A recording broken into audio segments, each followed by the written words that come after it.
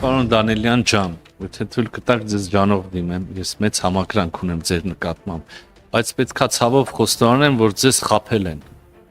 Կամ չեմ ուզում նույնիսկ մտածել, որ ձեզ չեն խաբել, դուք եք խաբում։ Դա բացառում եմ տեսականորեն անգամ։ Ձեզ խաբել են։ Եվ ինչ որ դուք ասում եք, սխալ ընկալումից ելնելով եք ասում։ Ուրեմն ձեզ ասում եմ 1991 թվականից սկսած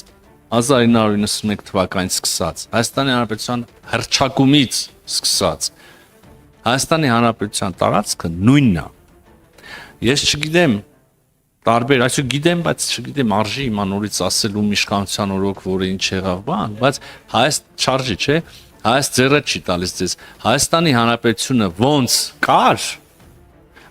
անկախ նրանից հայլուրով եղանակի տեսությունով ինչ քարտեզ էին ցույց տալիս։